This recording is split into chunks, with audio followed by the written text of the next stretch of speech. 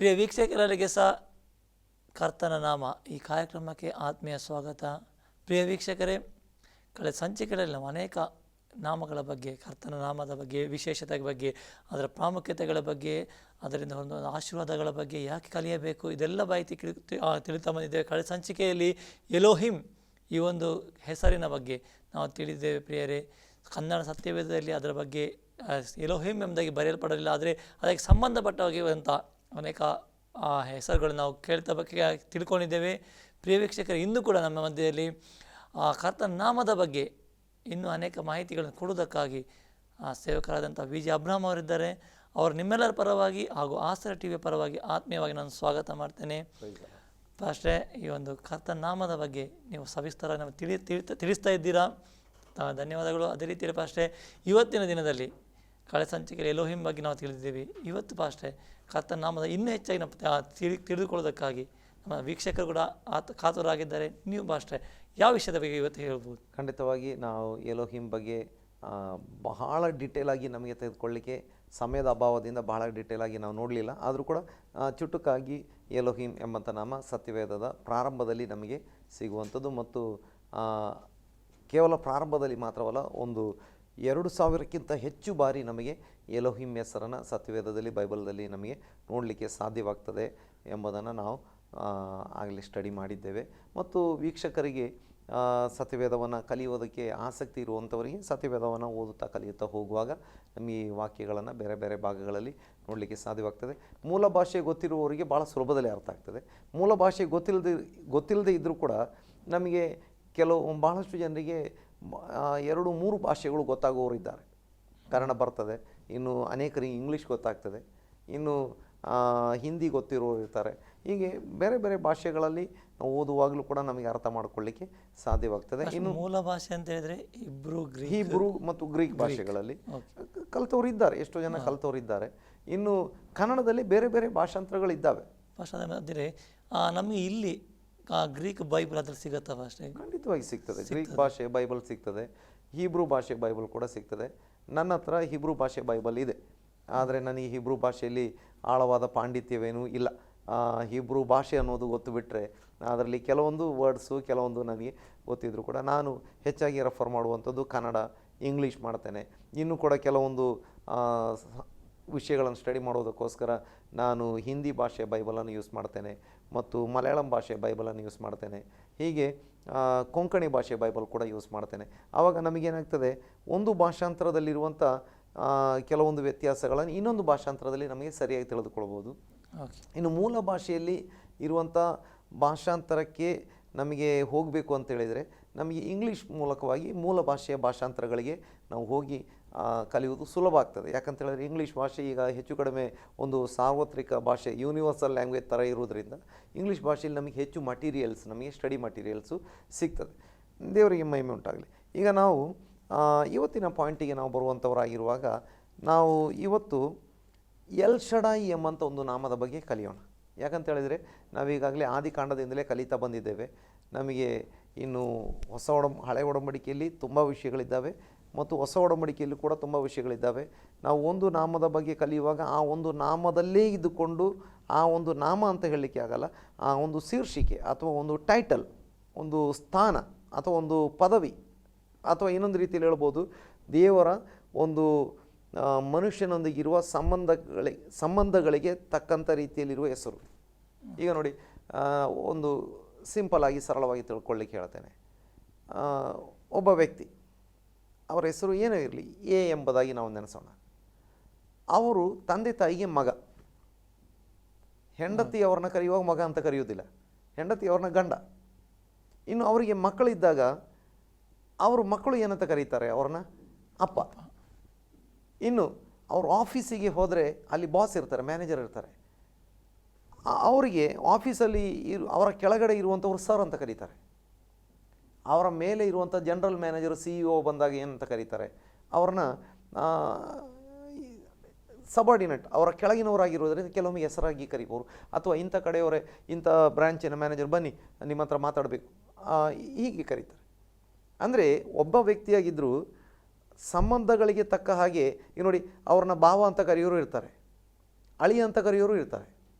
ಯಾಕಂದರೆ ಮಾವ ಅವ್ರನ್ನ ಅಳಿ ಅಂತ ಕರೀತಾರೆ, ಅವರ ತಂಗಿ ಅಥವಾ ಅಕ್ಕನ ಗಂಡ ಅವ್ರನ್ನ ಭಾವ ಅಂತ ಕರೀತಾರೆ, ಇನ್ನು ಭಾವ ಮೈದನ ಅಂತ ಕರೆಯೋರು ಅಂತ ಇರ್ತಾರೆ, ಇನ್ನು ದಾಯಾದಿ ಅಂತ ಕರೆಯೋರು ಇರ್ತಾರೆ. ಅಂದರೆ ಅವರವರ ರಿಲೇಷನ್ ಮತ್ತು ಆ ಸ್ಥಾನ ಸಂಬಂಧಕ್ಕೆ ತಕ್ಕ ಹಾಗೆ ಅವರ ಒಂದು ಹೆಸರುಗಳು ಬದಲಾಗ್ತವೆ ಅಷ್ಟೇ ಬೈಬಲಿನ ದೇವರ ನಾಮ. ಈಗ ನೋಡಿ, ನಾನು ಈಗ ಎಲ್ ಶಡಾಯ್ ಸರ್ವಶಕ್ತನು ಅನ್ನುವಂಥದ್ದು ನಾವು ಹಿಂದೆ ಎಲೋಹಿಮ್ ಎಂಬುದಾಗಿ ಕಲಿತೇವೆ. ಸೃಷ್ಟಿಯ ವಿಷಯದಲ್ಲಿ ಬಂದಾಗ ಆತ ಎಲೋಹಿಮ್, ಸುಪ್ರೀಂ ಗಾಡ್, ಸೃಷ್ಟಿಕರ್ತನಾಗಿರುವ ದೇವರು, ತನ್ನ ಸ್ವರೂಪದಲ್ಲಿ ತನ್ನ ಹೋಲಿಕೆ ಮೇರೆಗೆ ಮನುಷ್ಯರನ್ನು ಉಂಟು ಮಾಡಿದಂಥ ದೇವರು. ಇನ್ನು ಆ ದೇವರಲ್ಲಿ ದೇವರ ಬಹುತ್ವ, ತಂದೆ ಮಗ ಪವಿತ್ರಾತ್ಮ ಎಂಬಂಥ ಆ ಒಂದು ಬಹುಗುಣವನ್ನು ನಾವು ನೋಡುವಂಥವರಾಗಿದ್ದೇವೆ. ಈಗ ನಾವು ಎಲ್ ಶಡಾಯ್ ಅಂತ ಹೇಳುವಾಗ ಅದೊಂದು ಪರ್ಟಿಕ್ಯುಲರ್ ಆದಂಥ ಪಾಯಿಂಟನ್ನು ಇಟ್ಕೊಂಡು ಸ್ಟಡಿ ಮಾಡುವಂಥ ಹೆಸರು ಎಲ್ ಶಡಾಯ್. ಅದರ ಅರ್ಥ ಸರ್ವಶಕ್ತನಾಗಿರುವ ದೇವರು ಎಂಬುದಾಗಿ.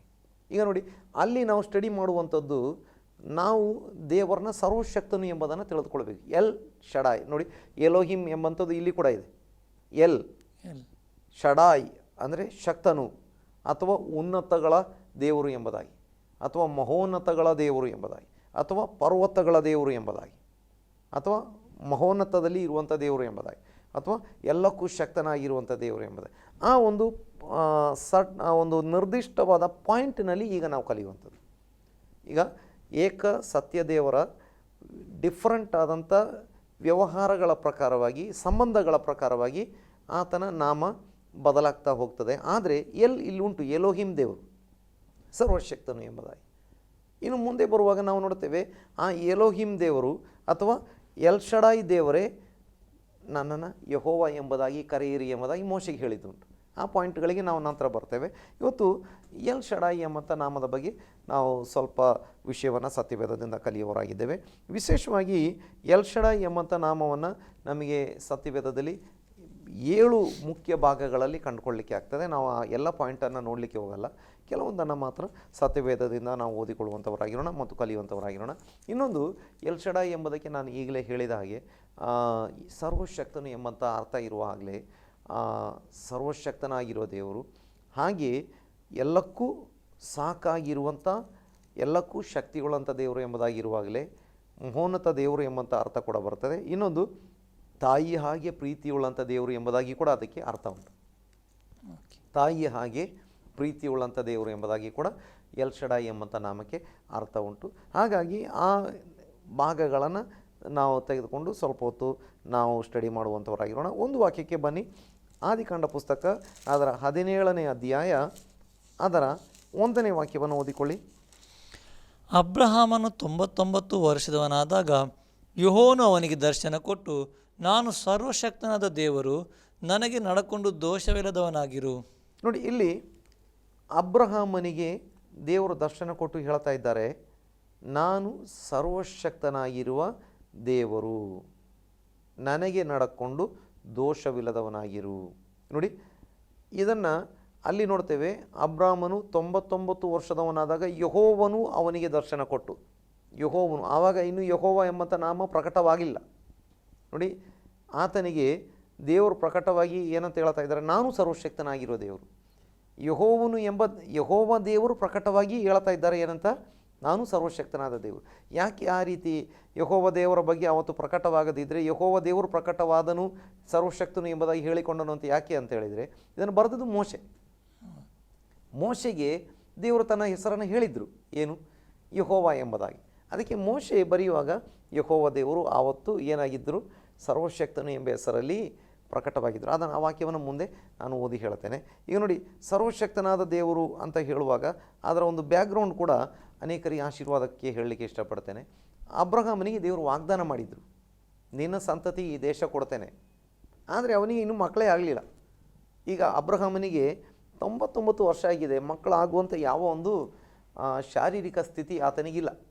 ಇನ್ನು ಆತನಿಗೆ ಇಲ್ಲ ಮಾತ್ರವಲ್ಲ, ಅದಕ್ಕಿಂತಲೂ ಕಠಿಣವಾದ ಶಾರೀರಿಕ ಪರಿಸ್ಥಿತಿಗೆ ಆತನ ಹೆಂಡತಿ ಸಾರಳು ಬಂದುಬಿಟ್ಟಿದ್ದಾಳೆ. ಈಗ ಪುರುಷರಿಗೆ ಮತ್ತೆ ಕೂಡ ಸಾಧ್ಯತೆಗಳು ಇರಬಹುದು, ಆದರೆ ಸ್ತ್ರೀಯರಿಗೆ ಅವರ ಆ ಒಂದು ಪ್ರಾಯ ಮುಗಿದ ಮೇಲೆ ಇನ್ನೂ ಮಕ್ಕಳು ಆಗುವುದೇ ಇಲ್ಲ. ಈಗ ಅಬ್ರಹಾಮನ ಪರಿಸ್ಥಿತಿಗಿಂತಲೂ ಕಠಿಣವಾದ ಪರಿಸ್ಥಿತಿಗೆ ಅಥವಾ ಅಸಾಧ್ಯದ ಪರಿಸ್ಥಿತಿಗೆ ಸಾರಳು ಬಂದುಬಿಟ್ಟಿದ್ದಾಳೆ. ಈಗ ದೇವರು ಹೇಳ್ತಾ ಇದ್ದಾರೆ, ನಾನು ಸರ್ವಶಕ್ತನಾಗಿರೋ ದೇವರು, ನೋಡಿ, ಸತ್ಯವೇದ ಕಲಿಯುವವರಿಗೆ ದೇವರ ಆಶೀರ್ವಾದವನ್ನು ಆತನ ಹೆಸರಲ್ಲಿ ಕಂಡುಕೊಳ್ಳಲಿಕ್ಕೆ ಸಾಧ್ಯವಾಗ್ತದೆ. ನಮಗೆ ಅಸಾಧ್ಯ ಇರ್ಬೋದು, ದೇವರಿಗೆ ಸಾಧ್ಯ. ನಮಗೆ ಮಕ್ಕಳಿಲ್ಲ, ನಮಗೆ ಕುಟುಂಬ ಇಲ್ಲ, ನಮಗೆ ಉದ್ಯೋಗ ಇಲ್ಲ, ನಮಗೆ ಆರೋಗ್ಯ ಇಲ್ಲ, ನಮಗೆ ಇಲ್ಲ ಅನ್ನುವಂಥ ಪಟ್ಟಿ ಭಾಳ ದೊಡ್ಡದಿರ್ಬೋದು. ಆದರೆ ನಾನು ಸರ್ವಶಕ್ತನು ಎಂಬಂಥ ದೇವರು ನಮ್ಮೊಂದಿಗೆ ಮಾತಾಡ್ತಾ ಇದ್ದಾರೆ. ನೋಡಿ, ನಾನು ಸರ್ವಶಕ್ತನಿದ್ದೇನೆ. ನಿನಗೆ ಇಲ್ಲ ಪಟ್ಟಿ ದೊಡ್ಡದಿರ್ಬೋದು, ಆದರೆ ಇಲ್ಲದನ್ನು ಇರುವ ಹಾಗೆ ಕರೆಯುವ ದೇವರು ನಾನು ಎಂಬುದು. ಅಬ್ರಹಾಮ ದೇವರನ್ನ ಹೇಗೆ ನಂಬ್ತಾನೆ? ನಾನು ಸರ್ವಶಕ್ತನಾದ ದೇವರು ಅಂತ ಹೇಳುವಾಗ ನಮ್ಮ ಅದನ್ನು ರೋಮಪತ್ರಿಕೆ 4ನೇ ಅಧ್ಯಾಯ 17ರಿಂದ ಮುಂದೆ ವಾಕ್ಯಗಳಲ್ಲಿ ಓದಲಿಕ್ಕೆ ಆಗ್ತದೆ. ಅಬ್ರಹಾಮನು ದೇವರನ್ನ ನಂಬ್ತಾ ಇದ್ದಾನೆ, ಅದನ್ನು ದೇವರು ಆತನ ಲೆಕ್ಕಕ್ಕೆ ನೀತಿ ಎಂದು ಎಣಿಸಿದನು ಅಂತ ಏನು ನಮಗೆ 15ನೇ ಅಧ್ಯಾಯ ಆದಿಕಾಂಡದಲ್ಲಿ ಇದೆ. ಆ ವಾಕ್ಯವನ್ನು ರೆಫರ್ ಮಾಡ್ತಾ ರೋಮಪತ್ರಿಕೆ 4ನೇ ಅಧ್ಯಾಯದಲ್ಲಿ ವಿವರಣೆ ಕೊಡ್ತಾ ಹೋಗ್ತಾರೆ. ಅಲ್ಲಿ ನೋಡ್ತೇವೆ ಅಬ್ರಹಾಮ ಹೇಗೆ ನಂಬ್ತಾನೆ. ದೇವರು ಸರ್ವಶಕ್ತನಾಗಿದ್ದಾನೆ, ಸತ್ತವರನ್ನು ಬದುಕಿಸುವವನಾಗಿದ್ದಾನೆ, ಇಲ್ಲದನ್ನು ಇರುವ ಹಾಗೆ ಕರೆಯುವಂಥ ದೇವರು ಎಂಬುದಾಗಿ ಆ ವಾಕ್ಯವನ್ನು ನೋಡಿ. ಅದು ಇಡೀ ಅಧ್ಯಾಯ 4ನೇ ಅಧ್ಯಾಯ ರೋಮಾಪುರದ ಪತ್ರಿಕೆ ಇದೇ ವಿಷಯವನ್ನು ವಿವರಣೆ ಮಾಡ್ತಾ ಇರೋದ್ರಿಂದ ನಾನು ಆ ವಾಕ್ಯವನ್ನು ಓದಿಸ್ಲಿಕ್ಕೆ ಹೋಗಲಿಲ್ಲ. ಆದರೆ ಆ ವಾಕ್ಯವನ್ನು ಸ್ಟಡಿಗೋಸ್ಕರ ತೆಗೆದುಕೊಳ್ಬೋದು. ನೋಡಿ, 4ನೇ ಅಧ್ಯಾಯ ಇಡೀ ಇದೇ ವಿಷಯ ಉಂಟು, ಅಬ್ರಹಾಮನ ನಂಬಿಕೆ, ಅಬ್ರಹಾಮನನ್ನು ದೇವರು ಕರೆದ ವಿಷಯ. ಇನ್ನು 17ನೇ ವಾಕ್ಯದಿಂದ ಮುಂದೆ ಅಬ್ರಹಾಮ ಹೇಗೆ ದೇವರನ್ನ ನಂಬಿದ ಎಂಬಂಥ ವಿಷಯವನ್ನು ಅಲ್ಲಿ ನೋಡಲಿಕ್ಕೆ ಸಾಧ್ಯವಾಗ್ತದೆ. ಅಲ್ಲಿ ದೇವರು ಅಬ್ರಹಾಮನಿಗೆ ಪ್ರಕಟವಾಗ್ತಾ ಇದ್ದಾರೆ. ಏನು? ನಾನು ಸರ್ವಶಕ್ತನು, ಎಲ್ ಶಡಾಯ್ ದೇವರು. ಎಲ್ ಶಡಾಯ್ ಇವತ್ತು ಬೈಬಲ್ ಓದುವಂಥವರಿಗೆ ಅಥವಾ ಬೈಬಲ್ ಪ್ರೀಚ್ ಮಾಡುವಂಥ ಅನೇಕ ಸ್ಥಳಗಳಲ್ಲಿ L Shaddai ministry, L Shaddai church, L Shaddai ಅನ್ನುವಂಥದ್ದು ಬಹಳ ಜನ ಕೇಳಿರ್ತಾರೆ. ಇನ್ನು ಎಲ್ ಶಡಾಯ್ ಹೆಸರಲ್ಲಿ ಹಾಡುಗಳು ತುಂಬ ಇದ್ದಾವೆ. ಎಲ್ ಶಡಾಯ್, ನನ್ನ ಜೊತೆ ನೀನು ಅಂತ ಎಲ್ಲ ತುಂಬ ಹಾಡುಗಳು, ಅದು ಇಂಗ್ಲೀಷಲ್ಲಿ ಭಾಳ ಫೇಮಸ್ ಹಾಡುಗಳಿದ್ದಾವೆ. ಎಲ್ ಶಡಾಯ್, ಸರ್ವಶಕ್ತನಾದ ದೇವರು ನೀನು ಎಂಬುದಾಗಿ ದೇವರನ್ನ ಹೊಗಳುವಂಥ ಹಾಡು. ಅದಕ್ಕೆ ಮೂಲ ವಾಕ್ಯ ಇಲ್ಲಿ ನೋಡ್ತೇವೆ. ಇನ್ನು ಇದಕ್ಕೆ ನೋಡಿ ಸಂಬಂಧಪಟ್ಟಂಥ ಇನ್ನೊಂದೆರಡು ವಾಕ್ಯಗಳನ್ನು ಬೇಗ ಓದಿಕೊಳ್ಳೋಣ. 28:3 ಓದಿಕೊಳ್ಳೋಣ. ಆದಿಕಾಂಡದಲ್ಲಿ, ಸರ್ವಶಕ್ತನಾದ ದೇವರು ನಿನ್ನನ್ನು ಆಶೀರ್ವದಿಸಿ ನಿನಗೆ ಬಹಳ ಸಂತತಿಯನ್ನು ಕೊಟ್ಟು ನಿನ್ನಿಂದ ಅನೇಕ ಜನಾಂಗಗಳು ಹುಟ್ಟುವಂತೆ ಅನುಗ್ರಹಿಸಲಿ. ಈಗ ಇಸಾಕ ಯಾಕೋಬನನ್ನು ಆಶೀರ್ವಾದ ಮಾಡ್ತಾನೆ. ಹಿಂದೆ ಮೋಸ ಮಾಡಿ ಆಶೀರ್ವಾದ ಪಡೆದುಕೊಂಡಿದ್ದ. ಆದರೆ ಈಗ ಇಸಾಕನಿಗೆ ಕೂಡ ಗೊತ್ತಾಯಿತು, ನಾನು ಆಶೀರ್ವಾದ ಕೊಡ್ತಕ್ಕಂಥದ್ದು ಇವನಿಗೆ. ಯಾರಿಗೆ? ಯಾಕೋಬನಿಗೆ. ಈಗ ಇಸಾಕ ಮನಪೂರ್ವಕವಾಗಿ ಗೊತ್ತಿದ್ದುಕೊಂಡೇ ಈತನನ್ನೇ ಆಶೀರ್ವಾದ ಮಾಡಬೇಕು ಅಂತ ದೇವರಿಂದ ಜ್ಞಾನವನ್ನು ಪಡೆದುಕೊಂಡು ಆ 2ನೇ ಮಗನಾಗಿದ್ದಂಥ ಯಾಕೋಬನಿಗೆ ಆಶೀರ್ವಾದ ಮಾಡ್ತಾ ಇದ್ದಾನೆ. ಏನಂತ ಆಶೀರ್ವಾದ ಮಾಡ್ತಾ ಇದ್ದಾನೆ? ಸರ್ವಶಕ್ತನಾದ ದೇವರು ನಿನ್ನನ್ನು ಆಶೀರ್ವಾದ ಮಾಡಿ ನಿನಗೆ ಅಸಂಖ್ಯ ಸಂತಾನವನ್ನು ಕೊಡಲಿ, ಅಥವಾ ಬಹಳ ಸಂತತಿಯನ್ನು ಕೊಟ್ಟು ಅನೇಕ ಜನಾಂಗಗಳು ನಿನ್ನಿಂದ ಹುಟ್ಟುವಂತೆ ಮಾಡಲಿ. ಇನ್ನು ನೋಡಿ, ನಾನು ಬೇರೊಂದು ವಾಕ್ಯವನ್ನು ಕೂಡ ಓದಿಕೊಂಡು ವಿವರಿಸ್ತೇನೆ. 35ನೇ ಅಧ್ಯಾಯ 11ನೇ ವಾಕ್ಯಕ್ಕೆ ಬನ್ನಿ. ಇದಲ್ಲದೆ ನಾನು ಸರ್ವಶಕ್ತನಾದ ದೇವರು, ನೀನು ಬಹು ಸಂತಾನವುಳ್ಳವನಾಗಿ ಹೆಚ್ಚು, ನಿನ್ನಿಂದ ಜನಾಂಗ ಉಂಟಾಗುವುದು, ಅನೇಕ ಜನಾಂಗಗಳು. ಈ 3 ಭಾಗ, ಒಂದು 17ನೇ ಅಧ್ಯಾಯ 1ನೇ ವಾಕ್ಯ, 28ನೇ ಅಧ್ಯಾಯ 3ನೇ ವಾಕ್ಯ, 35ನೇ ಅಧ್ಯಾಯ 11ನೇ ವಾಕ್ಯ. ಈ 3 ಭಾಗಗಳಲ್ಲಿ ಸರ್ವಶಕ್ತನು ಅಂತ ದೇವರು ಪ್ರಕಟವಾಗುವಂಥದ್ದು ಫ್ಯಾಮಿಲಿ, ಕುಟುಂಬ, ಸಂತತಿ, ಸಂತಾನ, ಈ ವಿಷಯದಲ್ಲಿ ದೇವರು ಪ್ರಕಟವಾಗ್ತಾ ಇದ್ದಾರೆ. ಅಂದರೆ ಕುಟುಂಬ ಇಲ್ಲದವರಿಗೆ ಕುಟುಂಬ ಕೊಡಲಿಕ್ಕೆ ದೇವರು ಆತನಿಗೆ ಸಾಧ್ಯ ಆಗ್ತದೆ. 2, ಮಕ್ಕಳಿಲ್ಲದವರಿಗೆ ಮಕ್ಕಳನ್ನು ಕೊಡಲಿಕ್ಕೆ ಆತನಿಗೆ ಸಾಧ್ಯವಾಗ್ತದೆ. ನಮ್ಮ ಆರೋಗ್ಯದ ವಿಷಯವನ್ನು ಆಶೀರ್ವಾದ ಮಾಡಲಿಕ್ಕೆ ದೇವರಿಗೆ ಸಾಧ್ಯವಾಗ್ತದೆ. ನಮ್ಮ ಭವಿಷ್ಯದ ವಿಷಯಗಳನ್ನು ಆಶೀರ್ವಾದ ಮಾಡಲಿಕ್ಕೆ ದೇವರಿಗೆ ಸಾಧ್ಯವಾಗ್ತದೆ. ನೋಡಿ, ನಮಗೆ ಅರ್ಥ ಆಗುವಂಥ ಭಾಷೆಯಲ್ಲಿ ದೇವರು ಮಾತಾಡ್ತಾ ಇದ್ದಾರೆ. ನಾನು ಸರ್ವಶಕ್ತನು, ನೀನು ಯಾಕೆ ಟೆನ್ಷನ್ ಮಾಡ್ತೀಯ? ನೀನು ನಂಬಿದ್ದು ಯಾರನ್ನ? ಸರ್ವಶಕ್ತನು, ಎಲ್ಲಕ್ಕೂ ಶಕ್ತಿ ಉಳ್ಳಂಥ ದೇವರನ್ನ, ಮಾತಿನಿಂದ ಸಮಸ್ತವನ್ನು ಉಂಟು ಮಾಡಲಿಕ್ಕೆ ಆಗುವಂಥ ದೇವರನ್ನ, ಇಡೀ ಪ್ರಪಂಚದ ಸೃಷ್ಟಿಕರ್ತನ ನೀನು ನಂಬಿದ್ದಿ, ಯಾಕೆ ಹೆದರ್ತೀಯ? ಇಷ್ಟು ಅಂದರೆ ಇಡೀ ಪ್ರಪಂಚವನ್ನು ಸೃಷ್ಟಿ ಮಾಡಿದಂಥ ನಾನು ಸರ್ವಶಕ್ತನು ನಿನ್ನ ಸಂಗಡ ಇದ್ದೇನೆ, ನಿನ್ನೊಂದಿಗೆ ಮಾತಾಡ್ತಾ ಇದ್ದೇನೆ, ನಿನ್ನನ್ನು ಪ್ರೀತಿಸ್ತಾ ಇದ್ದೇನೆ, ನಿನ್ನ ಭವಿಷ್ಯ ನನ್ನ ಕೈಯಲ್ಲುಂಟು, ನಿನ್ನ ಭವಿಷ್ಯ ರೂಪಿಸುವವನು ನಾನು ಎಂಬುದಾಗಿ. ನೋಡಿ, ಅಬ್ರಹಾಮನಿಗೆ ಧೈರ್ಯ ಕೊಡ್ತಾ ಇದ್ದಾರೆ. ಹೋಪ್ ಇಲ್ಲದಂಥ ಕಾಲದಲ್ಲಿ ಆತನಿಗೆ ಮಕ್ಕಳನ್ನು ಕೊಟ್ಟರು. ಯಾಕಂದರೆ ಅವನ ಹೆಂಡತಿಗಂತೂ ಬಿಡಿ, ಪ್ರಾಯ ದಾಟಿ ಹೋಗಿತ್ತು, ಇನ್ನು ಆಗುವುದಿಲ್ಲ. 2ನೇದು, ಇಸಾಕನು ಯಾಕೋಬನಿಗೆ ಆಶೀರ್ವಾದ ಮಾಡಿ ಕಳಿಸ್ತಾ ಇದ್ದಾರೆ, ನಿನಗೆ ಕೂಡ ಬಹು ಸಂತಾನವಾಗಲಿ. ಆವಾಗ ಇನ್ನೂ ಅವನಿಗೆ ಮದುವೆನೇ ಆಗಿಲ್ಲ. ಈಗ ನೆಕ್ಸ್ಟು ನಾವು ನೋಡ್ತಾ ಇದ್ದೇವೆ, ನಾವು 35:11 ನಾವು ನೋಡಿದ್ದೇವೆ, ನಾನು ಸರ್ವಶಕ್ತನಾದ ದೇವರು, ನೀನು ಬಹು ಸಂತಾನವುಳ್ಳವನಾಗಿ ಹೆಚ್ಚಿ ನಿನ್ನಿಂದ ಅನೇಕ ಜನಾಂಗ ಉಂಟಾಗು. ಇದು ದೇವರು ನೇರವಾಗಿ ಯಾಕೋಬನಿಗೆ ಹೇಳುವಂಥ ಆಶೀರ್ವಾದ. ನಾನು ಸರ್ವಶಕ್ತನು, ನಿನ್ನನ್ನು ಆಶೀರ್ವಾದ ಮಾಡಲಿಕ್ಕೆ, ನಿನ್ನ ವೃದ್ಧಿ ಮಾಡಲಿಕ್ಕೆ, ನಿನ್ನನ್ನು ಅಭಿವೃದ್ಧಿ ಮಾಡಲಿಕ್ಕೆ, ನಿನ್ನನ್ನು ಅಭಿವೃದ್ಧಿ ಮಾಡಿ ನಿನ್ನನ್ನು ಬಹು ಸಂತಾನವುಳ್ಳವನಾಗಿ ಹೆಚ್ಚು ಮಾಡಲಿಕ್ಕೆ ನಾನು ಶಕ್ತನು. ನೋಡಿ, ಈಗಿನ ಕಾಲದಲ್ಲಿ ಈ ವಾಕ್ಯ ಅಷ್ಟು ಎಲ್ಲರಿಗೂ ಹಿಡಿಸಲ್ಲ. ಈ ಕಾಲದಲ್ಲಿ ಸಂತಾನ ಹೆಚ್ಚಾಗಬಾರ್ದು ಅಂತ ಇಡೀ ಲೋಕ ಬಯಸ್ತಾ ಇದೆ. ಈಗ ಆಗಿದ್ದೇ ಜಾಸ್ತಿ ಆಯಿತು, ಇನ್ನು ಹೆಚ್ಚಾಗಬಾರ್ದು ಅಂತ. ಸರ್ಕಾರದ ಪಾಲಿಸಿಗಳು ಜನಸಂಖ್ಯೆ ಹೆಚ್ಚಾಗೋದ್ರಲ್ಲಿ ಇಲ್ಲ, ಈ ಜನಸಂಖ್ಯೆ ಕಡಿಮೆ ಆಗಬೇಕು ಅಂತ. ಆದರೆ ಆ ಕಾಲ ಹಾಗಲ್ಲ, ಇನ್ನು ಬಿಗಿನಿಂಗ್ ಕಾಲ, ಲೋಕವೆಲ್ಲ ಖಾಲಿ ಇದೆ, ಜನಸಂಖ್ಯೆ ಕಡಿಮೆ, ಜನಸಂಖ್ಯೆ ಹೆಚ್ಚಾಗುವುದನ್ನೇ ಆಶೀರ್ವಾದ ಎಂಬುದಾಗಿ ಭಾವಿಸಿಕೊಂಡಿದ್ದರು. ಈ ಕಾಲದಲ್ಲೂ ಕೂಡ ಜನಸಂಖ್ಯೆ ಹೆಚ್ಚಾಗುವುದೇನು ಆಶೀರ್ವಾದ ಅಲ್ಲ ಅಂತ ನೆನೆಸಬಾರದು. ಜನಸಂಖ್ಯೆ ಹೆಚ್ಚಾಗುವುದು ಒಳ್ಳೆಯದೇ, ಆದರೆ ಬಹಳ ನೋಡಿ, ಈಗ ನಮ್ಮ ದೇಶದಲ್ಲಿ ಚೈನಾ ದೇಶದಲ್ಲಿ ಜನಸಂಖ್ಯೆ ಹೆಚ್ಚುಂಟು ಎಂಬುದಾಗಿ, ಅದರ ಬಗ್ಗೆ ಜನಸಂಖ್ಯೆ ಜಾಸ್ತಿ ಆಯಿತು ಎಂಬುದಾಗಿ ವಿಚಾರ ಮಾಡುವಾಗ ಜನಸಂಖ್ಯೆ ಕಡಿಮೆ ಆಗೋ ದೇಶಗಳ ಕಷ್ಟ ಭಾಳ ದೊಡ್ಡ ಕಷ್ಟ. ನೋಡಿ, ಇಂಗ್ಲೆಂಡ್ ಇರ್ಬೋದು, ಜರ್ಮನಿ ಇರ್ಬೋದು, ಅಲ್ಲೆಲ್ಲ ಜನಸಂಖ್ಯೆ ಕಡಿಮೆ ಆಗ್ತಾ ಉಂಟು. ಏನಾಗ್ತದೆ, ಜನಸಂಖ್ಯೆ ಕಡಿಮೆ ಆಗ್ತಾ ಅಲ್ಲಿ ಉದ್ಯೋಗ ಮಾಡೋರು ಇಲ್ಲ, ವೃದ್ಧರ ಸಂಖ್ಯೆ ಜಾಸ್ತಿ, ದುಡಿಯೋರ ಸಂಖ್ಯೆ ಕಡಿಮೆ. ಮತ್ತೊಂದು, ಆ ದೇಶದ ಜನಸಂಖ್ಯೆ ಕಡಿಮೆ ಆಗೋದ್ರಿಂದ ಬೇರೆ ದೇಶಗಳಿಂದ ಜನರನ್ನು ತಗೊಳ್ಬೇಕು. ಬೇರೆ ದೇಶಗಳಿಂದ ಜನರನ್ನು ತಗೊಳ್ಳುವಾಗ ಏನಾಗ್ತದೆ, ನಂತರ ಆ ಬೇರೆ ದೇಶಗಳ ಒಂದು ಜನರನ್ನು ಕಂಟ್ರೋಲ್ ಮಾಡೋದು, ಬಹು ಜನಾಂಗೀಯವಾಗಿ ಮತ್ತು ಜನಾಂಗೀಯ ಘರ್ಷಣೆಗಳು ಮತ್ತು ಬಲಪಂಥೀಯ, ಎಡಪಂಥೀಯ, ಆ ಪಂಥೀಯ, ಈ ಪಂಥೀಯ ಘರ್ಷಣೆಗಳು, ಗುಂಪು ಘರ್ಷಣೆಗಳು ಮತ್ತು ಬೇರೆ ಬೇರೆ ಬೇರೆ ಬೇರೆ ಸಮಸ್ಯೆಗಳು ಆಗ್ತಾಯಿದೆ. ನೋಡಿ, ನಮ್ಮ ದೇಶದಲ್ಲಿ ಬೇರೆ ದೇಶಗಳವರು ಬರಬಾರ್ದು, ಬೇರೆ ದೇಶಗಳವರನ್ನು ಗುರುತಿಸಿ ಅವ್ರನ್ನ ಹೊರಗೆ ಹಾಕಬೇಕು ಅಂತ ನಮ್ಮ ದೇಶಗಳಲ್ಲಿ ಕೂಗು ಬರ್ತಾ ಉಂಟು, ಅಥವಾ ಅದರ ಬಗ್ಗೆ ಸರ್ಕಾರಗಳು ವಿಚಾರ ಮಾಡ್ತಾ ಇದ್ದಾವೆ. ಹಾಗೆ ಮುಂದೊಂದು ದಿನ ಅಲ್ಲಿ ಏನಾಗ್ತದೆ, ಬೇರೆ ದೇಶಗಳ ಜನರಿಂದ ಸಮಸ್ಯೆಗಳಾಗ್ತವೆ ಮತ್ತು ಬೇರೆ ದೇಶಗಳ ಜನರನ್ನು ಹೊರಗೆ ಹಾಕುವಂಥ ವಿಷಯಗಳು ಬರ್ತವೆ, ಮತ್ತು ಅಲ್ಲಿ ಘರ್ಷಣೆಗಳು ಆಗ್ತವೆ. ನೋಡಿ, ನಮ್ಮ ದೇಶದಲ್ಲಿ ಜನಸಂಖ್ಯೆ ಜಾಸ್ತಿ ಆಗಿದೆ ಅಂತ ಹೇಳಿದರೂ ಕೂಡ ಮಧ್ಯದಲ್ಲಿ ನಾವು ಹೆಮ್ಮೆ ಪಟ್ಕೊಳ್ತೇವೆ. ಇಡೀ ಜಗತ್ತಿನಲ್ಲಿ ಅತಿ ಹೆಚ್ಚು ಯೌವನಸ್ಥರು ಇರುವಂಥ ದೇಶ ನಮ್ಮ ಭಾರತ ದೇಶ. ಅತಿ ಹೆಚ್ಚು ವರ್ಕಿಂಗ್ ಕ್ಲಾಸ್ ಆರೋಗ್ಯವಂತರು 35 ವರ್ಷಕ್ಕಿಂತ ಕಡಿಮೆ ಇರುವವರೇ 70 ಕೋಟಿ ಇದ್ದಾರೆ ಅಂತ. ಬೇರೆ ದೇಶಗಳು ನೋಡಿ, ಚೈನಾದಲ್ಲಿ ಜನಸಂಖ್ಯೆ ಕಡಿಮೆ ಆಯಿತು, ಕೊನೆಗೆ ಏನಾಯಿತು ಅಂತ ಹೇಳಿದರೆ ಈಗ ವರ್ಕಿಂಗ್ ಕ್ಲಾಸ್ ಕಡಿಮೆ. ಈಗ ಚೈನಾ ವೃದ್ಧರ ದೇಶ, 145 ಕೋಟಿ ಜನ ಇದ್ದರೂ ಕೂಡ ಚೈನಾ ವೃದ್ಧರ ದೇಶ. ಇರಲಿ, ನಮ್ಮ ಪಾಯಿಂಟಿಗೆ ಬರುವಾಗ ಜನಸಂಖ್ಯೆ ತಕ್ಕ ಮಟ್ಟಿಗೆ ಇರಬೇಕು ಅನ್ನುವಂಥದ್ದು, ಅಥವಾ ಬೆಳವಣಿಗೆ ಆಗಬೇಕು, ಜನಸಂಖ್ಯೆ ವೃದ್ಧಿ ಆಗಬೇಕು ಅನ್ನುವಂಥದ್ದು ದೇವರ ಒಂದು ಆಶೀರ್ವಾದವೇ. ಇರಲಿ, ಇಲ್ಲೆಲ್ಲ ನೋಡ್ತೇವೆ, ನಮ್ಮ ಇಡೀ ದೇಶದ ವಿಷಯದಲ್ಲಿ ನಾವು ವಿಚಾರ ಮಾಡೋದಕ್ಕಿಂತ ಕುಟುಂಬದ ವಿಷಯಕ್ಕೆ ಬರೋಣ. ಕುಟುಂಬದಲ್ಲಿ ಅಭಿವೃದ್ಧಿ ಆಗಬೇಕು, ಮಕ್ಕಳಾಗಬೇಕು, ಕುಟುಂಬಕ್ಕೆ ಬೇಕಾದ ಅವಶ್ಯಕತೆಗಳು ಪೂರೈಸಲ್ಪಡಬೇಕು, ಆತ್ಮೀಕ ಜೀವಿತ, ಕುಟುಂಬ ಜೀವಿತ, ಆರೋಗ್ಯ, ಉದ್ಯೋಗ ಆಶೀರ್ವದಿಸಲ್ಪಡಬೇಕು. ಎಲ್ಲಕ್ಕೂ ನಮ್ಮ ದೇವರು ಶಕ್ತನಾಗಿದ್ದಾನೆ. ಪ್ರತಿಯೊಂದು ವಿಷಯಗಳಿಗೂ ಆತ ಶಕ್ತನಾಗಿದ್ದಾನೆ. ಏನು ಅಸಾಧ್ಯ ಅಂತ ನಮಗೆ ಕಾಣಿಸ್ತದೆ ಅದನ್ನು ಸಾಧ್ಯ ಮಾಡಲಿಕ್ಕೆ ನಮ್ಮ ದೇವರು ಶಕ್ತನಾಗಿದ್ದಾನೆ. ಅದಕ್ಕೆ ಆತ ಎಲ್ ಶಡಾಯ್, ನಮ್ಮ ಕರ್ತನು ಎಲ್ ಶಡಾಯ್ ದೇವರಾಗಿದ್ದಾನೆ. ನಮ್ಮ ದೇವರು ಎಲ್ ಶಡಾಯ್ ದೇವರಾಗಿದ್ದಾನೆ ಎಂಬುದನ್ನು ನಮಗೆ ಕಂಡುಕೊಳ್ಳಲಿಕ್ಕೆ ಸಾಧ್ಯವಾಗ್ತದೆ. ಇನ್ನೊಂದೆರಡು ವಾಕ್ಯಗಳನ್ನು ನಾವು ಬೇಗ ನೋಡಿಕೊಳ್ಳುವಂಥವರಾಗಿರೋಣ. ನಮಗೆ ನೋಡಿಕೊಳ್ಳುವಾಗ 43:14 ಮತ್ತು 48:3 ಬೇಗ ಓದಿಕೊಂಡು ಬಿಡೋಣ. ಅವನು ನಿಮ್ಮ ಮೇಲೆ ಕನಿಕರವಿಟ್ಟು ನಿಮ್ಮ ಅಣ್ಣನನ್ನು ಬೆನ್ಯಾಮಿನನ್ನು ನಿಮ್ಮೊಂದಿಗೆ ಕಳುಹಿಸಿಬಿಡುವಂತೆ ಸರ್ವಶಕ್ತನಾದ ದೇವರು ಅನುಗ್ರಹಿಸಲಿ. ಸರ್ವಶಕ್ತನಾದ ದೇವರು ಅನುಗ್ರಹಿಸಲಿ. ಇನ್ನು 48:3 ಓದಿಕೊಳ್ಳೋಣ. ಯಾಕೋಬನು ಯೋಸೇಫನಿಗೆ, ಸರ್ವಶಕ್ತನಾದ ದೇವರು ಕಾನಾನ್ ದೇಶದ ಲೂಜಿನಲ್ಲಿ ನನಗೆ ದರ್ಶನ ಕೊಟ್ಟು ಆಶೀರ್ವದಿಸಿ. ನೋಡಿ, ಸರ್ವಶಕ್ತನಾದ ದೇವರು, ಆ ವಿಷಯಗಳನ್ನು ಎಕ್ಸ್ಪ್ಲೈನ್ ಮಾಡಲ್ಲ, ಇಲ್ಲೆಲ್ಲ ನಮಗೆ ಸರ್ವಶಕ್ತನಾದ ದೇವರು ಅಂತ ನೋಡಲಿಕ್ಕೆ ಸಾಧ್ಯವಾಗ್ತದೆ. ಈಗ ನೋಡಿ, ನಮಗೆ ವಿಮೋಚನೆ ಕಾಂಡಕ್ಕೆ ಬರೋಣ.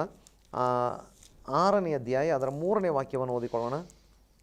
ನಾನು ಯೆಹೋವನು ಅಬ್ರಹಾಮ, ಇಸಾಕ, ಯಾಕೋಬನಿಗೆ ನಾನು ಸರ್ವಶಕ್ತನಾದ ದೇವರೆಂಬ ಹೆಸರುಳ್ಳವನಾಗಿ ಕಾಣಿಸಿಕೊಂಡೇನೇ ಹೊರತು ಯೆಹೋವನು ಎಂಬ ನನ್ನ ಹೆಸರಿನಿಂದ ಅವರಿಗೆ ಗೋಚರವಾಗಲಿಲ್ಲ. ಈಗ ನೋಡಿ, ಇನ್ನು 4ನೇ ಅಧ್ಯಾಯ ವಾಕ್ಯ ಓದೋದು ಬೇಡ. 4ನೇ ಅಧ್ಯಾಯ ನಮಗೆ 3ನೇ ಅಧ್ಯಾಯಕ್ಕೆ ಬರುವಾಗ 13, 14ನೇ ವಾಕ್ಯಗಳಲ್ಲಿ ಮೋಶೆ ಕೇಳ್ತಾನೆ, ದೇವರೇ ಆಯಿತು, ನನ್ನನ್ನು ಕಳಿಸ್ತಿದ್ದೀಯಾ, ಇಸ್ರಾಯೇಲ್ರನ್ನು ಗುಲಾಮತನದಿಂದ ಬಿಡಿಸಿಕೊಂಡು ಅವರಿಗೆ ನಾಯಕನಾಗಿ ಅವ್ರನ್ನ ಅಲ್ಲಿಂದ ಬಿಡಿಸಿಕೊಂಡು ಬರಲಿಕ್ಕೆ ನನ್ನ ಕಳಿಸ್ತಾ ಇದೆ. ಇವನು ಹೋಗೋದಿಲ್ಲ ಅಂತ ಹಠ ಮಾಡ್ತಾನೆ. ನನಗೆ ಆಗೋದಿಲ್ಲ ದೇವರೇ, ಆ ಜನರು ನನ್ನ ಮಾತು ಕೇಳೋದಿಲ್ಲ, ಅವ್ರು ಭಾಳ ಮೊಂಡ ಜನ, ಮಾತ್ರವಲ್ಲ ನನಗೆ ಮಾತಾಡಲಿಕ್ಕೂ ಸರಿ ಬರುವುದಿಲ್ಲ, ತೊದಲು ಮಾತಿನ ಅವನು. ಇನ್ನು ಆ ಫರೋಹ ಅಂತೂ ನನ್ನ ಮಾತು ಕೇಳೋದಿಲ್ಲ, ನನಗೆ ಅಷ್ಟು ಡೇಂಜರಸ್ ಆದಂಥ ರಾಜನ ಬಳಿಗೆ ಕಳುಹಿಸಿ ಅವರ ಗುಲಾಮತನದಿಂದ ಇಸ್ರಾಯೇಲನ್ನು ಬಿಡಿಸ್ಕೊಂಡು ಬರುವುದು ಅಂತ ಹೇಳಿದರೆ ನನ್ನ ಪ್ರಾಣವನ್ನು ತೆಗೆದಾಕ್ತಾನೆ, ಏನೆಲ್ಲ ಅವನು ನೆಪಗಳನ್ನು ಹೇಳ್ತಾನೆ. ದೇವರು ಕೇಳೋದಿಲ್ಲ, ಇಲ್ಲ ನೀನು ಹೋಗಲೇಬೇಕು, ನಾನು ನಿನ್ನ ಸಂಗಡ ಇದ್ದೇನೆ. ಕೊನೆಗೆ ತಪ್ಪಿಸ್ಕೊಳ್ಳಿಕ್ಕೆ ಅವನು ಮತ್ತೊಂದು ಐಡಿಯಾ ಮಾಡ್ತಾನೆ. ಆಯಿತು ದೇವರೇ, ಇಷ್ಟೊತ್ತು ಮಾತಾಡಿದ್ದಿ ನನ್ನ ಸಂಗಡ, ನಿನ್ನ ಹೆಸರೇನು? ನಾನು ಕಳಿಸಿದ್ದೇನೆ, ಅಬ್ರಹಾಂ ಇಸಾಕ್ ಯಾಕೋಬರ ದೇವರು ಕಳಿಸಿದ್ದೇನೆ ಅಂತ ಹೇಳಿದರೆ, ಅಬ್ರಹಾಂ ಇಸಾಕ್ ಯಾಕೋಬರಿಗೆ ಒಬ್ಬ ದೇವರು ಇದ್ದರು ಅಂತ ಅವ್ರಿಗೆ ಗೊತ್ತು, ಆದರೆ ಆತನ ಹೆಸರು ಏನು ಅಂತ ಅವ್ರು ಕೇಳ್ತಾರೆ ಅಂತ ಇವನು ಹೇಳ್ತಾನೆ. ಅದಕ್ಕೆ ಉತ್ತರವಾಗಿ ಅಲ್ಲಿ ಪ್ರಾರಂಭದಲ್ಲಿ ನಾನಾಗಿರುವವನು ನಾನು, ಎಂಥವನಾಗಿದ್ದೇವನು ಅಂಥವನು, ಅಥವಾ ಐ ಆಮ್ ಎಂಬಂಥ ಹೆಸರಲ್ಲಿ ದೇವರು ಹೇಳ್ತಾರೆ, ನಾನು ಎಂಥವನಾಗಿದ್ದೇನೋ ಅಂಥವನು ಅಥವಾ ಇರುವಾತನು, ಈ ಅರ್ಥದಲ್ಲಿ ದೇವರು ಹೇಳಿಕೊಂಡು ಇನ್ನು ಅದರ ಹೆಸರನ್ನು ದೇವರು 6ನೇ ಅಧ್ಯಾಯ 3ನೇ ವಾಕ್ಯದಲ್ಲಿ ಹೇಳ್ತಾರೆ. ಅಲ್ಲಿ ಹೇಳ್ತಾರೆ, ಅಬ್ರಹಾಂ ಇಸಾಕ್ ಯಾಕೋಬರಿಗೆ ನಾನು ಸರ್ವಶಕ್ತನು ಎಂಬ ಹೆಸರಲ್ಲಿ ಪ್ರಕಟವಾಗಿದ್ದೇನೆ. ಸರ್ವಶಕ್ತನಾದ ದೇವರು ಎಂಬ ಹೆಸರಲ್ಲಿ ಪ್ರಕಟವಾಗಿದ್ದೇನೆ ಹೊರತು, ಅಥವಾ ಸರ್ವಶಕ್ತನಾದ ದೇವರು ಎಂದು ನಾನು ಪ್ರಕಟವಾಗಿದ್ದೇನೆ ಹೊರತು ಯೆಹೋವನು ಎಂಬ ನನ್ನ ಹೆಸರಲ್ಲಿ ಪ್ರಕಟವಾಗಲಿಲ್ಲ. ನೀವು ಕೇಳಿದ್ದೀರಿ, ಅದಕ್ಕೆ ನಾನು ನನ್ನ ಹೆಸರನ್ನು ಪ್ರಕಟಿಸಿದ್ದೇನೆ. ಇನ್ನು ಮುಂದೆ ತಲತಲಾಂತರಗಳಲ್ಲಿ ಯೆಹೋವ ದೇವರು ಎಂದು ನನ್ನನ್ನು ನೀವು ಕರೆಯಿರಿ ಎಂಬುದಾಗಿ ದೇವರು ಹೇಳ್ತಾರೆ. ನೋಡಿ, ಇಲ್ಲಿಗೆ ನಮಗೆ ಯೆಹೋವ ದೇವರು, ಎಲ್ ಶಡಾಯ್ ಯಾರು ಅಥವಾ ಎಲೋಹಿಮ್ ದೇವರು, ಆತನೇ ಎಲ್ ಶಡಾಯ್. ಆ ಎಲ್ ಶಡಾಯ್ ದೇವರೇ ಈಗ ಯೆಹೋವ ದೇವರು ಎಂಬ ಲಿಂಕಿಗೆ ನಾವು ಬಂದಿದ್ದೇವೆ. ಅಂದರೆ ಇಷ್ಟೇ ವಿಷಯ, ಎಲ್ ಶಡಾಯ್ ಅಂದರೆ ಸರ್ವಶಕ್ತನಾದಂಥ ದೇವರು. ಅಬ್ರಹಾಂ ಇಸಾಕ ಯಾಕೋಬರಿಗೆ ದೇವರು ಪ್ರಕಟವಾಗಿದ್ದು ಯೆಹೋವ ಎಂಬ ಹೆಸರಿನಲ್ಲಿ ಅಲ್ಲ, ಎಲ್ ಶಡಾಯ್ ಎಂಬ ಹೆಸರಿನಲ್ಲಿ, ಅಥವಾ ಎಲೋಹಿಮ್ ದೇವರೇ ಸರ್ವಶಕ್ತನು. ಅದೇ ಎಲೋಹಿಮ್ ದೇವರು ಸೃಷ್ಟಿಕರ್ತನಾದ ದೇವರು ಸರ್ವಶಕ್ತನು ಎಂಬುದಾಗಿ ಆ ಒಂದು ವ್ಯಕ್ತಿಯ ಬಳಿಗೆ ಇಳಿದು ಬಂದು ಅವರೊಂದಿಗೆ ಮಾತನಾಡ್ತಾ ಇದ್ದಾನೆ. ಆ ರೀತಿಯಾಗಿ ನಮಗೆ ದೇವರ ವಾಕ್ಯದಲ್ಲಿ ಅರ್ಥ ಮಾಡ್ಕೊಳ್ಳಿಕ್ಕೆ ಸಾಧ್ಯವಾಗ್ತಾ ಉಂಟು. ಇನ್ನು ಎಲ್ ಶಡಾಯ್ ಬಗ್ಗೆ ನಾನು ಆಗಲೇ ಹೇಳಿದೆ, ಸರ್ವಶಕ್ತನು, ಎಲ್ಲಕ್ಕೂ ಶಕ್ತನು, ಎಲ್ಲ ಮಾಡಲಿಕ್ಕೆ ಶಕ್ತನು. ಆದರೆ ಅದೇ ದೇವರು ತಂದೆಯ ಹಾಗೆ ನಮ್ಮನ್ನು ಪರಿಪಾಲನೆ ಮಾಡುವ ದೇವರು, ತಾಯಿ ಹಾಗೆ ನಮ್ಮನ್ನು ಪ್ರೀತಿ ತೋರಿಸುವಂಥ ದೇವರು. ಒಂದೆರಡು ವಾಕ್ಯಗಳನ್ನು ಓದಿಕೊಂಡು ನಾವು ಮುಗಿಸುವಂಥವರಾಗಿರೋಣ. ನಮಗೆ ಯೆಶಾಯ 49:15 ಓದಿಕೊಳ್ಳೋಣ. ಒಬ್ಬ ಹೆಂಗಸು ತಾನು ಹೆತ್ತ ಮಗುವಿನ ಮೇಲೆ ಕರುಣೆ ಇಡದೆ ತನ್ನ ಮೊಲೆಕೂಸನ್ನು ಮರೆತಾಳೆ. ಒಂದು ವೇಳೆ ಮರೆತಾಳು, ನಾನಾದರೂ ನಿನ್ನನ್ನು ಮರೆಯೇ. ಸಾಕು. ಎಲ್ ಶಡಾಯ್ಗೆ ಇನ್ನೊಂದು ಅರ್ಥ ತಾಯಿ ಹಾಗೆ ಪ್ರೀತಿಸುವನು ಎಂಬುದಾಗಿ ಕೂಡ ಮತ್ತೊಂದು ಅರ್ಥ ಉಂಟು. ನೋಡಿ, ಅದಕ್ಕೆ ಸಂಬಂಧಪಟ್ಟಂತೆ ಇನ್ನೊಂದೆರಡು ವಾಕ್ಯಗಳನ್ನು ಕೂಡ ನಾವು ಬೇಗ ಓದಿಕೊಳ್ಳುವಂಥವರಾಗಿರೋಣ. ನಮಗೆ 66ನೇ ಅಧ್ಯಾಯ ಅದರ 13ನೇ ವಾಕ್ಯದಲ್ಲಿ ಇದರಲ್ಲಿ ನಮಗೆ ಯೆಶಾಯ ಪ್ರವಾದನೆಯಲ್ಲಿ ಓದಿಕೊಳ್ಳೋಣ. ತಾಯಿ ಮಗನನ್ನು ಸಂತೈಸುವ ಪ್ರಕಾರ ನಾನು ನಿಮ್ಮನ್ನು ಸಂತೈಸುವೆನು. ಯೆರೂಸಲೇಮಿನಲ್ಲಿ ತಾಯಿ ಮಗನನ್ನು ಸಂತೈಸುವ ಹಾಗೆ ನಾನು ನಿಮ್ಮನ್ನು ಸಂತೈಸುವೆನು. ನೋಡಿ, ಎರಡು ಕಡೆ ನೋಡಿದ್ದೇವೆ. ತಾಯಿ ಹಾಗೆ ಆತನಲ್ಲಿ ಪ್ರೀತಿ ಕೂಡ, ಎಲ್ ಶಡಾಯ್ ಅಂತ ಹೇಳುವಾಗ ತಾಯಿ ಹಾಗೆ ಆತನಲ್ಲಿ ಪ್ರೀತಿ ಕೂಡ ಉಂಟು. ಇನ್ನೊಂದು ವಾಕ್ಯವನ್ನು ನಾವು ಓದುವಾಗ 63:16 ಓದಿಕೊಳ್ಳಿರಿ. ಯೆಶಾಯ 63:16. ನೀನೇ ನಮ್ಮ ಪಿತೃವಾಗಿದ್ದೀಯಲ್ಲ, ಅಬ್ರಹಾಮನು ನಮ್ಮನ್ನರಿಯನು, ಇಸ್ರಾಯೇಲನು ನಮ್ಮನ್ನು ಗುರುತಿಸನು. ಯೆಹೋವ, ನೀನೇ ನಮ್ಮ ಪಿತೃ, ಆದಿಯಿಂದಲೂ ನಮ್ಮ ವಿಮೋಚಕನು ಅನ್ನಿಸಿಕೊಂಡಿದ್ದಿ. ನೋಡಿ, ಇಲ್ಲಿ ಆತ ತಂದೆಯ ಹಾಗೆ ಇರುವಂಥ ದೇವರು ಕೂಡ ಆಗಿದ್ದಾನೆ. ಆತ ತಾಯಿಯ ಹಾಗೆ ಮಮತೆ ಪ್ರೀತಿ ತೋರಿಸುವವನಾಗಿರುವಾಗಲೇ ಆತ ಎಲ್ ಶಡಾಯ್ ಅಂತ ಹೇಳಿದರೆ ತಂದೆಯ ಹಾಗೆ ಇರುವಂಥ ದೇವರು ಎಂಬುದಾಗಿ ಕೂಡ ಅರ್ಥ ಬರ್ತದೆ. ನಮಗೆ 103ನೇ ಕೀರ್ತನೆ ಅದರ 13 ಮತ್ತು 18ನೇ ವಾಕ್ಯಗಳಲ್ಲಿ ಕೂಡ ಉಂಟು, ಓದಿಕೊಳ್ಳೋದು ಬೇಡ. ಅಲ್ಲಿ ನಾವು ನೋಡ್ತೇವೆ, ತಂದೆಯ ಹಾಗೆ ನಮ್ಮನ್ನು ಕನಿಕರಿಸುವಂಥ ದೇವರು ಎಂಬುದಾಗಿ. ಅಂದರೆ ಎಲ್ ಶಡಾಯ್ ಸರ್ವಶಕ್ತನು, ಎಲ್ಲಕ್ಕೂ ಶಕ್ತನು. ಆತ ಎಲ್ಲವನ್ನ ಮಾಡಲಿಕ್ಕೆ ಆಗುವವನು. ನಮ್ಮ ಕುಟುಂಬವನ್ನು ಆಶೀರ್ವಾದ ಮಾಡಲಿಕ್ಕೆ ಆಗುವವನು, ಕುಟುಂಬ ಕಟ್ಟಲಿಕ್ಕೆ ಆಗುವವನು, ಅಸಾಧ್ಯಗಳನ್ನು ಸಾಧ್ಯ ಮಾಡುವವನು, ಇಲ್ಲದನ್ನು ಇರುವ ಹಾಗೆ ಕರೆಯುವವನು, ಸತ್ತದನ್ನು ಬದುಕಿಸುವಂಥವನು, ತಂದೆಯ ಹಾಗೆ ಕನಿಕರಿಸುವಾತನು, ತಾಯಿ ಹಾಗೆ ಪ್ರೀತಿಸುವಂಥ ದೇವರು ಎಂಬುದಾಗಿ ಎಲ್ ಶಡಾಯ್ ಎಂಬುದಾಗಿ ನಮಗೆ ಸತ್ಯವೇದದಲ್ಲಿ ಕಂಡುಕೊಳ್ಳಲಿಕ್ಕೆ ಸಾಧ್ಯವಾಗ್ತದೆ. ನೋಡಿ, ಇವತ್ತು ನಮ್ಮ ದೇವರು ಆ ಗುಣಗಳುಳ್ಳವನಾಗಿಯೇ ನಮ್ಮ ಸಂಗಡ ಇದ್ದಾನೆ. ಅದು ಆ ಕಾಲಕ್ಕೆ ಮೀಸಲಾದಂಥ ಗುಣವಲ್ಲ. ಎಲ್ ಶಡಾಯ್ ಆಗಿ ಇವತ್ತು ನಮ್ಮ ಸಂಗಡ ಇದ್ದಾನೆ. ಎಲೋಹಿಮ್ ದೇವರಾಗಿ ಇವತ್ತು ನಮ್ಮ ಸಂಗಡ ಇದ್ದಾನೆ. ಆತನ ಗುಣಲಕ್ಷಣಗಳು ನಿತ್ಯವಾದ ಗುಣಲಕ್ಷಣಗಳು. ಅದನ್ನೇ ನಮಗೆ ಓದಲಿಕ್ಕೆ ಸಮಯ ಇಲ್ಲ. ರೋಮಪತ್ರಿಕೆ 1ನೇ ಅಧ್ಯಾಯದಲ್ಲಿ ನೋಡ್ತೇವೆ ಆತನ ನಿತ್ಯವಾದಂಥ ಗುಣಶಕ್ತಿಗಳು ಎಂಬುದಾಗಿ. ಜಸ್ಟ್ ನಾನು ಹೇಳಿಕೊಂಡು ಮುಗಿಸಿಬಿಡ್ತೇನೆ, ಯಾಕಂತೇಳಿದರೆ ಸಂದರ್ಭಕ್ಕೆ ಇದು ಒಳ್ಳೆಯದಾಗಿ ಕಾಣಿಸ್ತದೆ. ನೋಡಿ, ನಮಗೆ 1ನೇ ಅಧ್ಯಾಯದಲ್ಲಿ ನಾವು ನೋಡ್ತೇವೆ, 1ನೇ ಅಧ್ಯಾಯ 19ನೇ ವಾಕ್ಯದಿಂದ, ಯಾಕಂದರೆ ದೇವರ ವಿಷಯವಾಗಿ ತಿಳಿಯಬಹುದಾದದ್ದು ಅವರ ಮನಸ್ಸಿಗೆ ಸ್ಪಷ್ಟವಾಗಿ ತಿಳಿದಿದೆ, ಅದನ್ನು ದೇವರೇ ಅವರಿಗೆ ತಿಳಿಸಿದನು. ಹೇಗೆಂದರೆ ಕಣ್ಣಿಗೆ ಕಾಣದಿರುವ ಆತನ ಗುಣಲಕ್ಷಣಗಳು, ಅಂದರೆ ಆತನ ನಿತ್ಯ ಶಕ್ತಿಯೂ ದೈವತ್ವವು ಜಗದುತ್ಪತ್ತಿಗೆ ಮೊದಲಾಗಿ, ನೋಡಿ, ನಿತ್ಯ ಶಕ್ತಿಯೂ ದೈವತ್ವವು, ಆತ ನಿತ್ಯವಾಗಿ ಹಾಗೇ ಇದ್ದಾನೆ. ಅದಕ್ಕೆ ಹೊಸ ಒಡಂಬಡಿಕೆಯಲ್ಲಿ ನೋಡ್ತೀವಿ, ಯೇಸು ಕ್ರಿಸ್ತನು ನೀನೇ ಇದ್ದ ಹಾಗೆ ಇವತ್ತು ನಿರಂತರವೂ ಹಾಗೇ ಇರುವನು ಎಂಬುದಾಗಿ. ಹಾಗಾಗಿ ನಮ್ಮ ದೇವರು ಎಲ್ ಶಡಾಯ್ ದೇವರು, ನಮ್ಮ ದೇವರು ಸರ್ವಶಕ್ತನಾದ ದೇವರು, ಆತ ಎಲ್ಲಕ್ಕೂ ಶಕ್ತನಾಗಿರುವ ದೇವರು, ಎಲ್ಲವನ್ನ ಮಾಡಲಿಕ್ಕೆ ಆಗುವಂಥ ದೇವರು, ಎಲ್ಲವನ್ನ ಸತ್ತದನ್ನು ಬದುಕಿಸುವಂಥ ದೇವರು. ಹೌದು, ಮಾತ್ರವಲ್ಲ, ಆತ ಇಲ್ಲದನ್ನು ಇರುವ ಹಾಗೆ ಕರೆಯುವಂಥ ದೇವರು, ಕುಟುಂಬ ಕಟ್ಟುವ ದೇವರು, ಕುಟುಂಬ ಬೆಳೆಸುವ ದೇವರು, ಅಭಿವೃದ್ಧಿ ಮಾಡುವ ದೇವರು, ತಂದೆಯ ಹಾಗೆ ಕನಿಕರಿಸುವ ದೇವರು, ತಾಯಿ ಹಾಗೆ ಪ್ರೀತಿಸುವಂಥ ದೇವರು. ಹಾಗಾಗಿ ಎಲ್ ಶಡಾಯ್ ದೇವರನ್ನ ನಾವು ಹಿಂಬಾಲಿಸ್ತಾ ಇದ್ದೇವೆ. ಧೈರ್ಯವಾಗಿ ನಮ್ಮ ಕರ್ತನನ್ನು ಮಹಿಮೆ ಪಡಿಸೋಣ, ಆತ ನಮ್ಮ ಸಂಗಡ ಇದ್ದಾನೆ. ಖಂಡಿತವಾಗಿ ಅಷ್ಟೇ. ಧನ್ಯವಾದಗಳು. ಪ್ರಿಯ ವೀಕ್ಷಕರೇ, ಈ ಎಲ್ ಶಡಾಯ್ ಆದ ದೇವರನ್ನು ನಾವು ಆರಾಧಿಸ್ತಿದ್ದೇವೆ. ಹೌದು ಪ್ರಿಯರೇ, ನಮ್ಮ ಸಮಸ್ಯೆಗಳು ಏನಿರ್ಬೋದು, ನಿಮ್ಮ ಸಮಸ್ಯೆಗಳಿಗಿಂತ ಉನ್ನತವಾದ ದೇವರಾತನಾಗಿದ್ದಾನೆ. ಆತನ ಸರ್ವಶಕ್ತನಾದ ದೇವರಾಗಿದ್ದಾನೆ. ನಮಗೆ ನಮ್ಮ ಹೋಗುವಂಥ ದಾರಿಯಲ್ಲಿ ಯಾವುದೇ ತಡೆಗಳಿರುವುದಾದರೂ ಕೂಡ ಆತನ ನೀಗಿಸಲಿಕ್ಕೆ ಶಕ್ತನಾದ ದೇವರಾಗಿದ್ದಾನೆ. ನಾವು ಪ್ರತಿದಿನ ಆರಾಧನೆ ಮಾಡುವ ಸಮಯದಲ್ಲಿ ಈ ಎಲ್ ಶಡಾಯ್ ದೇವರನ್ನು ಆರಾಧನೆ ಮಾಡುವ. ಆತ ನಮ್ಮ ಎಲ್ಲ ಮಾರ್ಗಗಳನ್ನು ಸಲಗ ಮಾಡೋ ದೇವರಾಗಿದ್ದಾನೆ. ಖಂಡಿತವಾಗಿ ಈ ದಿನ ಸಂಚಿಕೆ ನಿಮಗೆ ಆಶೀರ್ವಾದದಾಯಕವಾಗಿ ನೆನೆಸ್ತೇನೆ. ಇಲ್ಲಿವರೆಗೆ ಬಂದು ನಮ್ಮೊಟ್ಟಿಗೆ ಎಲ್ ಶಡಾಯ್ ಆದ ದೇವರನ್ನು ಅದರ ಬಗ್ಗೆ ಇರುವಂಥ ಮಹತ್ವವನ್ನು ನಮಗೆ ತಿಳಿಪಡಿಸಿದಂಥ ಪಾಸ್ಟರ್ ವಿ ಜಿ ಅಬ್ರಾಹ್ಮನ್ ನಾವು ಧನ್ಯವಾದ ತಿಳಿಸ್ತೇವೆ.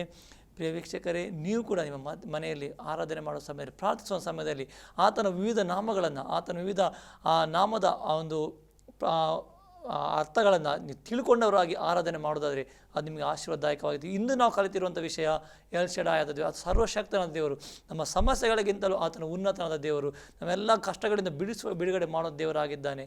ಮುಂದಿನ ಸಂಚಿಕೆಯಲ್ಲಿ ಆತ ಇನ್ನೂ ಉಳಿದಂಥ ನಾಮಗಳ ಬಗ್ಗೆ, ಆತ ಇನ್ನೂ ಉಳಿದಿರುವಂಥ ನಾಮದ ಮಹತ್ವಗಳನ್ನು ನಾವು ತಿಳಿಯಲಿಕ್ಕಿದ್ದೇವೆ. ಅಲ್ಲಿವರೆಗೆ ತಪ್ಪದೇ ವೀಕ್ಷಿಸಿ ನಿಮ್ಮ ನೆಚ್ಚಿನ ಆಸರೆ ಟಿವಿ. ವಂದನೆಗಳು.